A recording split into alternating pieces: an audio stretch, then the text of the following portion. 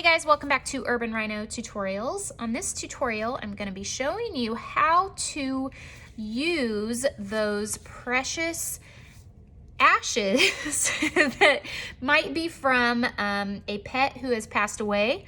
We are going to add them into some resin into this mold and make those into either simple necklaces or a little bracelet. So I have two measuring cups here.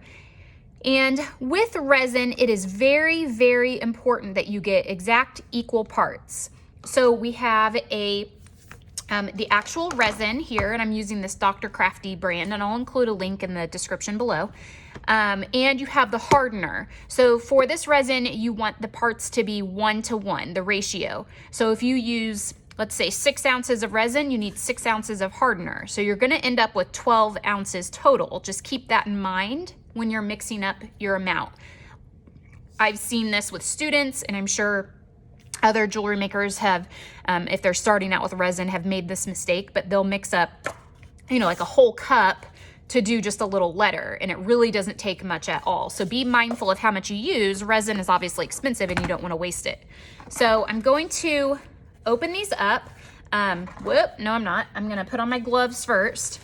You will regret your life choices if you do not wear gloves when you are working with resin. It's about the messiest thing ever. I usually only do resin with my advanced kids, advanced students, because again, it's so messy and I don't want my classroom to be all sticky. Just a little tip, if you're having a hard time getting it cleaned up, nail polish remover or acetone is generally the best thing to get it cleaned up. Lighter fluid sometimes will get the job done if you don't have access to any acetone, but that is usually the best. So again, I'm gonna do equal parts, and because I'm doing so many projects today, I am gonna go ahead and trying to get this off here. I am gonna go ahead and mix up more than what I'm gonna need for this first project, because again, I am doing more than one tutorial. So if you're wondering why I am mixing up too much, that's why. All right, so I'm going to be pouring half and half, and then I'm gonna combine them in this cup. So I don't wanna fill these up completely or I'm gonna overflow my cup. So I'm gonna do, looks like milliliters. We're gonna do 125 milliliters. Okay, so we got 125 of that. Lid back on, so don't dump this over and ruin everything. If I can get it, there we go. And then, so I've got 125 in here, which means I have to have, obviously, 125 in here as well. The hardener is a lot runnier. Okay, so we've got equal parts. Lid back on. And I'm gonna stir this, or I'm sorry, I'm gonna pour it into here, just like this.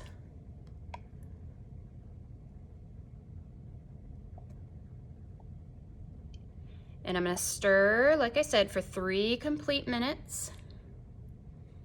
And from there, I'm gonna divide it up into some smaller cups, and I'm gonna have to work quickly because it will start to set up within about 45 minutes. All right, and we got a little more. And then when I split it up into the different cups, I'm going to color some in some of my other tutorials, so you'll see those. Let me set these to the side. Okay. If you buy the Dr. Crafty, it comes with this stir stick, but like I said, you could just use a large popsicle stick if you want. So I'm gonna stir this for 3 minutes. Bear with me, we'll speed up the video. Obviously, you can see I have been making other tutorials, so you can just ignore that, but I wanted to use this mold here to show you how to do the little, what we're gonna make, resin and ashes. So I have, if this bothers you in any way, by all means, you do not have to watch this tutorial. I'm sure I'm gonna get someone who comments, why would you do that? Because, you know, there's people out there that have nothing better to do with their lives. So, like I said, I did this for my our dog Rhino when he passed away a couple years ago, and made a necklace out of it, posted it on social media, and had, I swear, I think I could have started a business just making pet ashes into jewelry, if that's how I would phrase that. But I don't have any desire to do that, so I'm not going to. But in case you've never had an animal cremated, this is what their ashes look like. To be perfectly honest, for all I know, they threw some rocks in a bag and crushed it up. I don't know, but I want to assume that this is the correct stuff. So basically what I'm gonna do is a couple things. I'm going to sprinkle a few of the ashes in here. I'm gonna put the resin, and then I'm gonna put a whole coating of gold leaf on the back so some gold shows through. And I want this to be very, very subtle. It's not about necessarily seeing the ashes, it's about the meaning of it. So I'm just grabbing a tiny bit. I don't want the big rocks, so I'm trying to get the smaller. I'm gonna do 2 of these, just in case I like one better than the other. So I'm getting the really fine part. Okay, again, you don't need much. It is purely about the sentimental portion of it. It's not about, you know, like that you can see the ashes a ton. So I'm gonna pour a little bit of resin. The nice thing with these molds is they already have little spots, little silicone, what would I call them? Little prongs or something sticking up, so that once this dries, it will have holes already in it. So it takes the smallest amount to fill up this itty bitty mold. And because resin is so gooey, you just have to put a drop and then kind of let it settle into place. I'm going to use the scraper that comes with the Dr. Crafty resin, and I'm just gonna go over it to smooth it out and make sure that it's all pressed down in there.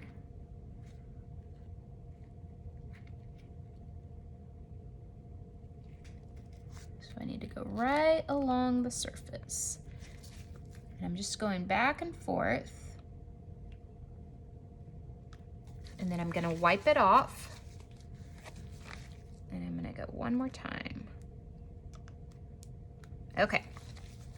So now, what I'm gonna do is put my gold leaf, and if I don't drop it all first, the gold leaf now comes in silver. You can get all kinds of different colors. I have it in silver and in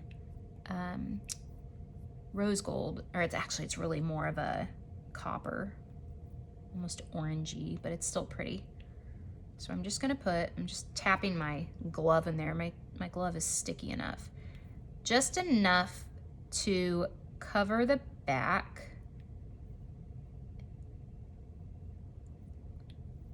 Because again, this will be the back of the shape that I'm making. I just want to cover it the best I can. It's okay if there's like some little gaps in between. It just looks more natural that way. Okay. And then make sure you've got them all pressed down so they're not sticking up all crazy. Like that. So what happens from here is you let that dry. It's gonna sit overnight, and when I return tomorrow, I will pop those out of place. We'll kind of sand the edges if we need to, and we're gonna put 2 little small jump rings on each side, and connect a chain to them. And you can make that either into a bracelet or a necklace. So I'm gonna let these sit for 24 hours. When I return, I'll show you how to finish this up. So I have my little resin pendants, connectors, whatever you want to call them, charms. They are dry. They sat overnight, and I actually was moving them and they already popped out, so they come out very easily. And don't forget, like I said before, these are from another project that I'm doing. So let me set those to the side.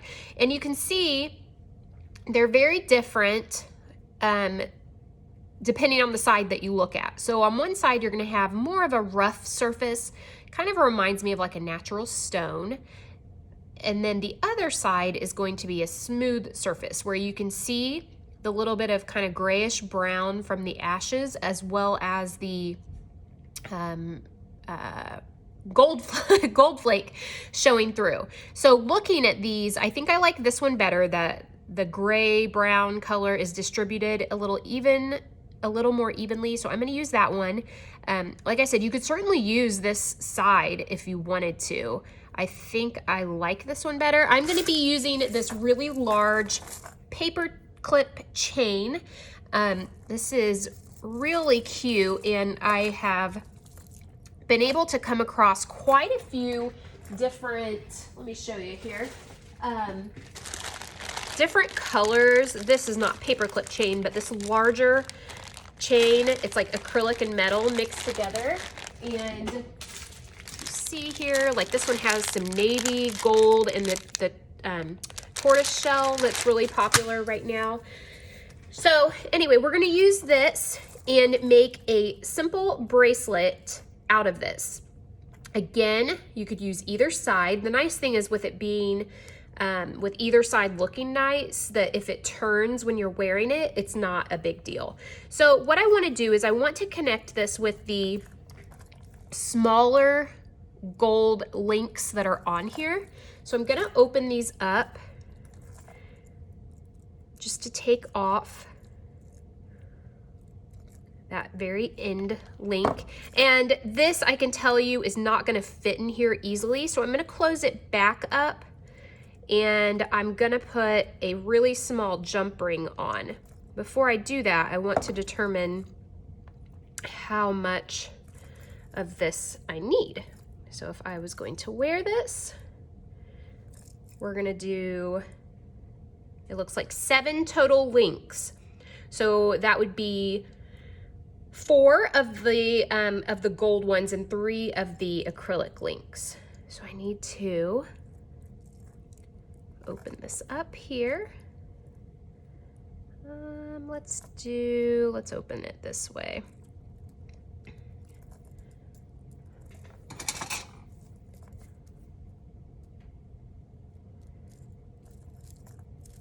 Making sure I'm taking off the right one. Okay, so on each side, I will have 7 links. Make sure I get these back together, nice and even. You don't want the jump ring to slide out. Okay, so that is gonna be one side, and you know, obviously I have to put a clasp on. And again, it can be turned either way. And then my other side will be, I think I'm gonna do this. So again, take off the last link. Well, just broke it. And then this one here. It's really important with these larger links like this that you carefully twist them open and twist them back. Don't pull them apart, or you're really gonna risk ruining the shape of them. Okay, so there are my 2 links. I'm gonna connect them together with jump rings. So I need to grab my jump rings. And what I'm gonna be doing is hooking this on like this, and then this will go on the other side. I know this mat's disgusting, I should move it. This will go on the other side, and then I'll put a clasp on the back.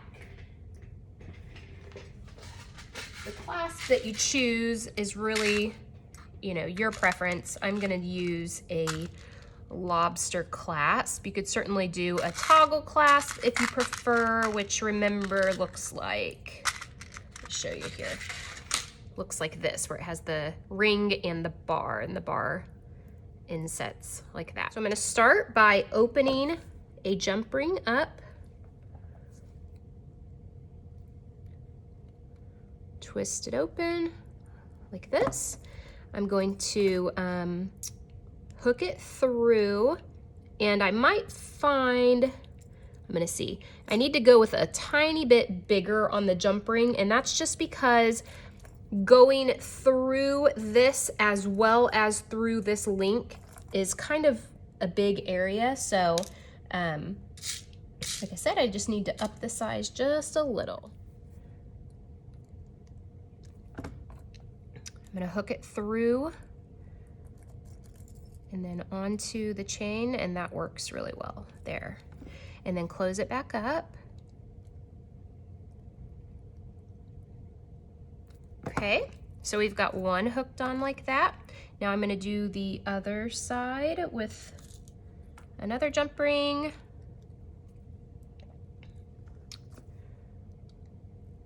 So open, again, hook it through. Always working with my pliers. I think it's so much easier to use your pliers to do this stuff than trying to use your fingers. Some of you may disagree, but that's the way I feel. So we're trying to get these on. It's being stubborn. I need to turn my, there we go, get my jump ring through the resin a little bit more.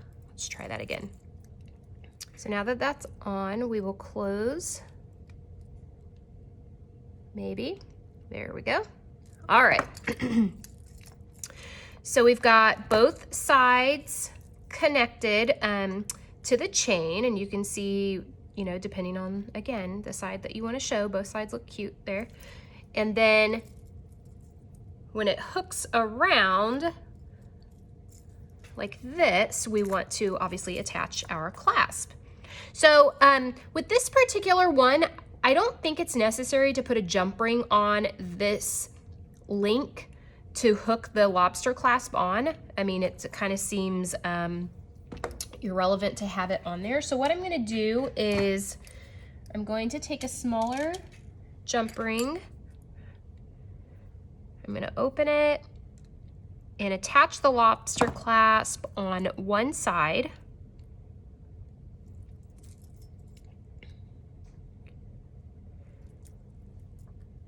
Like this, close it back up. And then, like I said, you know, it's up to you, but I am not gonna put a jump ring on this side to connect it because I think it's fine without it. So you could just connect it together. I'll show you here. Did I get, oh, there we go. I was gonna say, did I get the one lobster clasp that's not gonna open? So just like that. Let me set it on my hand instead of the gross mat. So you can see, again, depending on which way it turns, it doesn't matter. Both sides look cute. You can either see more of the ashes on one side or more of the gold flake on the other. But this is, you know, a really cute way and a very subtle way to wear something in memory of your precious little pet who may have unfortunately passed away. This one, like I said, has my sweet little rhino's ashes in it, who passed away a couple years ago. So be very sweet and sentimental. If you liked this video, please give it a thumbs up and subscribe to our channel. Thanks for watching, guys.